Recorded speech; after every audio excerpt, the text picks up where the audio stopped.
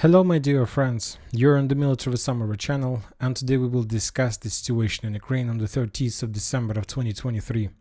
Today we have a lot of very interesting updates, so let's start. And first we're going to talk about Belgorod, the city on the border between Ukraine in front of Kharkiv and so on. And as you know, today, according to the Ministry of Defense of Russian Federation, according to the official reports, the Ukrainians bombed the city with cluster rounds. The Ukrainians managed to deal significant damage. According to information we have, there were casualties among civilians, among kids and so on. But let's start from the beginning. Because the picture that you can see right now is not the, let's say, the entire process. This is the end. This is the end of a very long-term operation that Ukrainians were trying to implement. As you know, everything started yesterday in the evening, and the Ukrainians were bombing Belgorod with drones. During the previous night, we have a significant number of updates from Russian sources, from the sources in Belgorod, that Ukrainians were bombing and were trying to attack Belgorod with significant number of drones. Most of them, of course, were shot down by the Russian air defense. The only thing we have is just reports about the attack. And now we understand that the main purpose of the Ukrainians during the previous night was to stress and overload the Russian air defense. The main purpose of the Ukrainians was to force the Russians to spend as many as possible air defense missiles, because it's New Year Eve and obviously the Russians wanted to avoid this situation, so that's why they didn't count missiles they were using to shut down the Ukrainian drones that they were using for attacking the city. So the Russians probably used most of missiles, and obviously the Ukrainians understood this, and this day, during the 30th of December, the Ukrainians launched a powerful attack with multi-launch rocket system. And according to information we have, the Ukrainians were using the Alha multi-launch rocket system of Ukraine production, and the Ukrainians were using Vampire, the multi-launch rocket system of Czech Republic production, so NATO country, as you understand. According to the Ministry of Defense of Russian Federation, not just according to official sources, during the day we got the different numbers. For example, at 5 p.m. of the local time, we got the number that the Russians, that 10 people were killed as a result of that strike, and around 45 people were wounded. A little bit late, so we got, let's say, 5 minutes, 10 minutes late, so we got update that 14 people died as a result of strike, including 2 kids, and around 108 people, including 15 kids, were wounded or were suffered from those strikes. Once again, we need to understand one important thing, that when the Russians were bombing, let's say during the previous 2 days, the Russians were bombing Ukrainians as well. But when the Russians were bombing the Ukrainians, mainly they were trying to do this during the night period of time. Because they understand that during night period of time there are less people and civilians on the streets and the factories in the port. There is Ukraine have some certain law that doesn't allow the Ukrainians to stay on street during the night period of time and so on. But if we compare the Russian strikes with the Ukrainians, we see that Ukrainians chose the daylight, the most important period of time for people who prepares before the New Year Eve. You know that New Year, this hold is very important for Russians and is much more important than, let's say, Western Christmas that people celebrate on the 25th of December. During this period of time when the Ukrainians were attacking, and as you can see, the Ukrainians were attacking the central part, people were walking from one shop to another. They were buying presents to each other. They were buying food, chicken. They were buying different parts for some salads and so on. So they were busy with the holiday and they were moving from one side to another. And exactly on this period of time, the Ukrainians took a decision to attack the civilian part of Belgorod.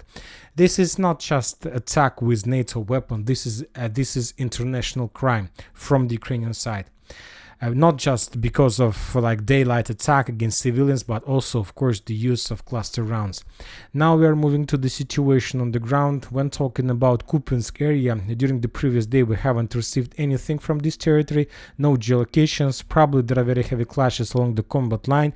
The Russians probably try to regroup their forces in the vicinity of Liman Pervy and Yahidne, but without any geolocations for the previous night. When talking about Liman, we got just one geolocation from the Ukrainian side. During the previous day, the Russians were trying to attack the Ukrainian forces on the west of Dibrova, and the Ukrainians published the video how the Russians were moving using the tank convoys, columns. They're using a significant number of armored vehicles, tanks, personnel carriers. The Ukrainians were hunting them, and they were they were destroying the Russian abandoned vehicles. We don't know the results of that attack, but obviously, as a result, the Russians lost some number of armored vehicles on this direction. And I'll remind you that the main purpose of Russian attack was to cut a small salient of the Ukrainian forces that currently we can see a little bit to the northwest of Dibrova, this area. If you remember, during the late November and early December, the Ukrainians managed to capture this territory, and now basically the Russians were trying to force the Ukrainians to step back and to cut this area. Now we are moving to Solidar direction.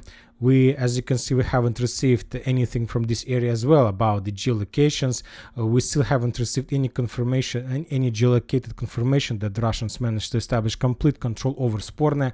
But today, the main topic I would like to discuss with you the further Russian plans and the current situation. As we know, currently the Russians are trying to attack in direction of Sporne, and the main purpose of the Russians is to get Ivano-Darivka, the next stage. The Russians are moving along the railways, and according to this map, as you can see, all these attacks is very important for the Russians. It's obviously, but this is not the main foothold and not main bridgehead of the Ukrainian forces. As you can see, I have added on map the strongholds, the company strongholds. The first is located in the vicinity of Verkhnyokamyansk, and 3 more are located to the south of Siversk in direction of Vyimka Ivano-Darivka. The first one, the second one, and the third one. So basically, every clashes and battles that can take place below or to the right of this yellow line is just something like a preparation before the greatest battle. Now the Russians are trying to maintain the gray zone. They're trying to bypass minefields, the first defense belt, but the most important and the most bloody clashes are going to start when the Russians get this line, and then they're going to need to capture all these strongholds one by one.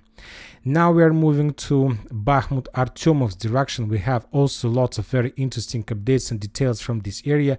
And first we're going to talk about Bogdanovka. As you can see, we have significant number of geolocations from this area, and the most important are these 2 bombardments, these 2. The Ukrainian sources published the video how they were bombing the offensive Russian forces with FPV drones, with artillery rounds, with cluster rounds. There is like a footage, there is like a films of significant number of scenes from different positions using different types of weapon. But if we geolocate every single attack, these are the strikes. This is the first one, this is the second, third, fourth, and fifth. So as you can see, the Ukrainians are completely focused in this area, which confirms from one side the Russian presence in this area, and the second thing, this bombardments confirms that the Russians still haven't managed to establish control over this probably platoon stronghold, this one. But according to these 2 geolocations, we see that as a result of clashes and storming operation during the previous weeks, the Russians managed to bypass this area and to get as close as possible to the final stronghold in this area, this one. And now, according to all these geolocations, the Russians launched a storming operation. We still haven't received any geolocated confirmation whether the Russians managed to capture this territory or not, but the most important that the Russians just got this area. As you know, according to the most of the mappers, including pro-Ukraine like Deep State, the Russians have already bypassed this territory, and it's just according to Telegram, let's say, notes and Telegram and Twitter messages, but according to geolocated videos, the Russians have just reached this area, and now they have started. And of course, if the Russians are able to capture this stronghold and to force the Ukrainians to step back, then the Russians will be able to achieve a stable positions, and only after this area, after bypassing this territory, the Russians will be able to continue offensive operation further along Bogdanovka, inside of Bogdanovka, on the northern part of Bogdanovka, and of course in direction of the main stronghold on the forest. During the previous day, these days, the Russians established complete fire control over this interception of 3 lines, and the main purpose of all these bombardments, including FPV drone strikes and artillery, was to cut the main supply road that Ukrainians can use to support their forces in this platoon stronghold. So the Ukrainians now try to save their positions, of course, and for these purposes they're using this supply road, the first one, and this is the second supply road the Ukrainians use to support and control this stronghold, this one. And by these bombardments on this territory, the Russians managed to cut the first supply road, and by entering and getting as close as possible to the northeastern part of Bogdanovka in this area, the Russians managed to establish fire control over the second supply road. And this operation, this very complicated operation from the Russian side, opened the Russians opportunities and possibilities to launch their ground operation in direction of the stronghold itself. When talking about the area by the name of Georgievka, the village, this one, if you remember, a lot of sources also reported that the Russians started advancing in this direction, and according to some sources, including pro-Russian, pro-Ukrainian, the Russians managed to enter the village. But to tell the truth, I don't believe this information, not just because of the fact that we haven't received geolocated confirmation, but also because of the fact that there is another stronghold in this area, this one. And as I understand, the Russians probably managed to bypass some meters, maybe even kilometers, but currently the Russians reached the line of the stronghold, and now they're also trying to find a solution how to bypass this fortification and to enter Grigorovka. So the clashes stopped at this line. Now we are moving to the south in direction of Ivanovska, to the central part.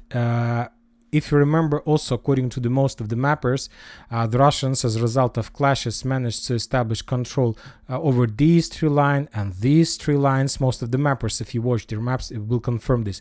But when I added strongholds in this area, we can see that there is a not just let's say platoon strongholds, but there is a company strongholds, 1, 2, 3, 4, 5, very important and very powerful fortification area. And as I understand, the Russians stacked on this line, and currently they are no longer able to continue further due to these two fortifications area.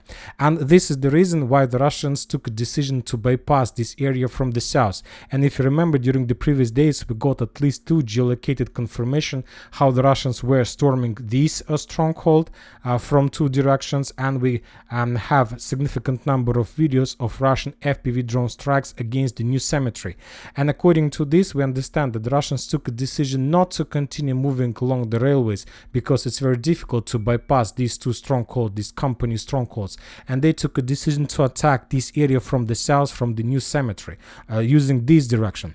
But also for these purposes, obviously the Russians need to attack the Popovo forest, and anyway they need to enter this territory, and if the Russians are able to establish control over this forest, over this hill, then they will be able to establish complete fire and visible control over the rest strongholds in this area, and basically they will control the Ukrainian movements in front of Chasiv Yar. They need to do this, and obviously they're going to move in this direction. We'll see what is going to be next, but for now the Russians are storming the new cemetery, and there are still a lot of job to do. We also got today a final confirmation that the Russians managed to establish control over the energy facilities, this small industrial area. We have complete confirmation. Now the Russians also got some operational square. They can develop their offensive operation further in many directions. The only problem is minefields that are probably located in this area. Maybe the Russians do have some maps of these minefields, but for now we will remove the arrows because we don't know exactly and for sure how exactly the Russians are planning to move. Interesting geolocation we received from the west of Bakhmut, east of Ivanovska. The Russians published the video of FPV drone strikes against these three lines, which confirms the Russian certain plans and focus in this area. And these FPV drone strikes can mean that the Russians have some plan to attack and to cross the fields. I'm not so sure that the Russians are planning to attack something like this because, as I understand, for example, this territory is a minefield. because this area used to be under Ukrainian control for a very long period of time, for 3-4 months, and obviously the Ukrainians had enough of time to prepare this field. So those were just FPV drone strikes, but obviously the Russians are planning to attack maybe along this tree line or maybe from the road or something like this. Now we are moving to the southern Ivanovska area, to Klishchiivka. I have also added fortifications. We know that as a result of clashes during the previous period of time, the Russians managed to establish control over company stronghold this area, but there are 4 more strongholds, 2 companies on the west and 2 platoon stronghold, one on the north and the second one to the south on the west of Klishchiivka. And according to geolocation provided by the Ukrainians, we see that the Russians are trying and made a lot of attempts to storm the Ukrainian platoon stronghold that located on the north of the hill 215.7.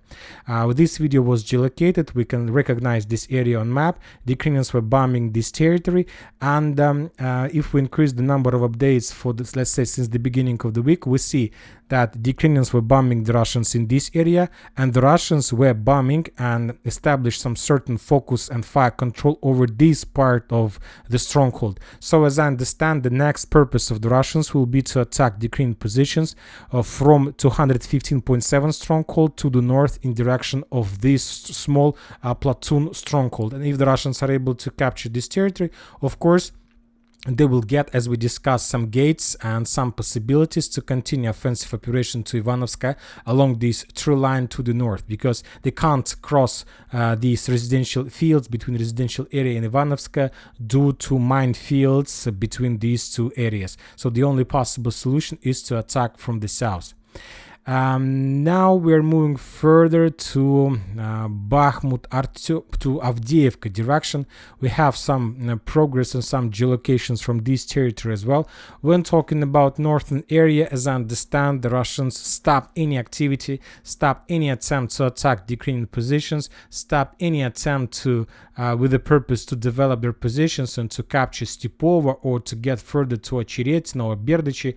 Now the Russians are thinking about the next steps, what are they going to do, but currently the main purpose of the Russians is not to lose control over the railways, because when talking about this territory, the Ukrainians start counterattacking the Russians with Bradleys, with Strikers, with Leopards, with infantry, and for now it's very important for the Russians to save control over the railways, because if they lose the control over the railways, they will be forced to step back to Krasnogorovka, to withdraw their positions and to move back to Krasnogorovka, and this is not a very good thing for the Russians. And this is the situation about the northern flank. When talking about the southern flank, according to information we have from some Russian sources, as a result of offensive operation, the Russians managed to establish control over this company stronghold, this one, very powerful one. And if this information is correct, because we don't have any geolocated video confirmation of this progress, but if the Russians did establish control over this territory, we understand that there are no more fortifications, there are no more strongholds between Russia and Avdiivka, at least from this direction. Yes, of course, there are a lot of tree lines, but this is just regular trenches. There is no fortifications like we can see in, let's say, former aviation base, like this stronghold, like 215.7 hill, like many other famous fortifications. And now the Russians, by taking this stronghold, got the operational space, and if we can call this territory operational space, and they can continue offensive operation in many directions. But the biggest risk the Ukrainians have in former aviation base, because now the Russians can start attacking in this area as well, and they can cut the main supply road that Ukrainians use to support their forces in this area, which will lead to complete collapse, and basically the Ukrainians will be forced to step back without even clashes. So this is the situation. Very important stronghold probably was captured by the Russians and cleared. We will not update this area, let's say we will not change the colors, but we will mark this stronghold in gray zone. Now we are moving further to the south in direction of Krasnogorovka. As you can see, we have also added strongholds, and there are very powerful fortifications. Highly unlikely the Russians will ever try to attack this area in front. When talking about Marinka, Georgievka direction, we have lots of updates, and the Russians, according to information we have in geolocation, start bombing Georgievka and Kurakhova heavily. Kurakhova is the main logistic hub, the main area where the Ukrainians keep some forces, some warehouses and so on, and this territory is under very heavy fire with FAB 500 and FAB 1500s. When talking about Georgievka, the same situation. The Russians are bombing the edge positions of Ukrainian forces in the city. Very heavy bombardments with SOS flamethrower systems. The Russians are bombing this territory just with regular artillery systems, just something like artillery preparation before further offensive operation. But very important thing about further Russian plans in this area. As you know, most of the mappers, including Deep State, Syriac map, and many other mappers, have already updated their map showing some Russian progress in Georgievka, and most of them are saying that the Russians launched an offensive operation, that they're going to continue attack and so on. But if we take a look at this area in details, we see that the Russians basically are blocked by another stronghold. This is not a campaign stronghold, this is just a regular platoon stronghold, a very powerful one. And as I understand, the Russians are not planning to attack in this direction because it's too difficult. They will get as close as possible to the distance of fire control, and as I understand, then the Russians will try to advance and move further using the northern direction along this water reservoir, along this Zhovtneva street. So they'll track in this direction, because when talking about this road to attack, there are no strongholds in front of the Russians. The main strongholds are located in this area between Marinka and Georgievka, and the rest of strongholds are located to the north in direction of these water reservoirs. This is one company stronghold, this is another company stronghold, and this is small platoon stronghold of Ukrainian forces. So there is a small gap between the village, this part of Georgievka, and the closest company platoon. So the Russians do have some road to continue offensive operation, and from this perspective they will be able to establish some, let's say, fire control over the main supply roads, and it will ease the Russian progress for the rest of the forces to move. Anyway, sooner or later they will be forced to storm this stronghold, but for now it's better for them to bypass this area from the north. It's not like the easiest solution for them, but it will reduce their losses if do everything smart. When talking about Novomikhailivka, no updates. The only thing we can just confirm that currently the Russians are trying to penetrate the Ukrainian defense belt between Pobeda and this platoon stronghold, and if they can do this, as we discussed, they will be able to bypass these two fortification areas from the north and from the south. This is the first possible Russian further movement, and this is the second one. For now, we haven't received any geolocations of confirmations of Russian progress. The only thing we have is some notes and messages from military experts on Telegram channels that this is approximately the Russian movement. When talking about Novomikhailivka itself, as you can see, we haven't received any geolocated videos. There were no even bombardments. Probably there are, but we don't see them. When talking about South Donetsk direction, Vremivka tactical bridgehead, we got probably third or fourth day in a row of FAB 500 and FAB 1500s bombings of Staromayorsk and Urozhaine. Very heavy bombing. If you remember, for around a month, the Russians start bombing this territory at all. They changed their focus from this area to Kherson when the Ukrainians created their Kherson foothold, and starting this week, the Russians changed their focus back to this area, and now they're bombing this territory heavily. Furthermore, we got another geolocated video on how the Russians were bombing these Ukrainian positions along this tree line. And if we combine these two updates, everything tells us that probably the Russians do have some certain plans for further offensive operation in direction of Staromayorsk. And probably this is exactly what is going to happen here, because the last time we got updates from this territory took place probably 2 weeks ago. So 2 weeks have already passed. It's enough of time for regrouping, and now it's time to renew the Russian offensive operation. Now we are moving to Zaporozhye area. We have some updates from this territory as well, mainly from the Ukrainian side. The Ukrainians published the video how they were bombing the Russian forces on the southern part between Novoprokopovka, Robotina and Verbovo, which confirms that as a result of counter-offensive operation, the Russians managed to restore complete control over this territory, and that the Russians continue movement further to the north, trying to split this territory in two parts and basically to split the Ukrainian army. For one army, Ukrainian forces are located in Robotina, and the second Ukrainian army is located on the western part of Verbovo. If they are able to separate, of course, it will be much more easier for them to continue their offensive operation further to the north. Now we are moving to Kherson direction. We also got a lot of updates, and the most important one is that according to the Ministry of Defense of Russian Federation, after a very long pause, the Russians start bombing this territory with aviation. We don't know exactly what kind of weapon the Russians were using. We haven't received geolocated confirmation. The only thing we have is the confirmation according to the Ministry of Defense. On this scenes, we can see how the Russians were bombing the bank of Kazachila-Gerska-Konka River with SOS flamethrower systems. Probably the Russians were bombing the landing area of Ukrainian forces. Furthermore, the Russians were bombing Ivanovka as well with artillery. As a result of strike, another Ukrainian mortar position was destroyed. But when talking about the global scope, nothing happened. There were no changes on the ground, no more attempts from the Russian side to storm Krinky. So we'll see what is going to be next. The only interesting video, another interesting video we got is Lancet strike against Ukrainian artillery system somewhere behind Tyaginka. As a result of strike, another artillery system was destroyed. And right before I start making this video, we start receiving updates that the Russian aviation was heading in direction of Odessa. A very big group, including Su-30, Su-34 and Su-35 were heading in direction of Odessa. And according to some Russians, it is something like an act of revenge on the situation in Belgorod. Also, right before I start making this video, we got update about the first explosions in the city. Obviously, after Belgorod situation, the Russians will counterattack Ukraine with missiles.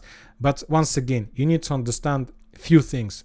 The first one we have already discussed about the differences between Russian attacks and the Ukrainians. The Russians are attacking at night and military objects, or at least they try to do this. The Ukrainians, without any censoring, attacked the Russian city, civilians, the central part. The New Year tree was located with cluster rounds. This is the first difference. And the second, the purpose. The purpose why the Ukrainians want to make Russians so angry. And there is a very simple explanation. The Ukrainians are about to adopt mobilization law. They need to mobilize 500,000 people. How to do this? What is the best case how to mobilize 500,000? Of course, to make your people angry. But what can make people, Ukrainians, more angry than they are right now? Of course, significant fire from the Russian side.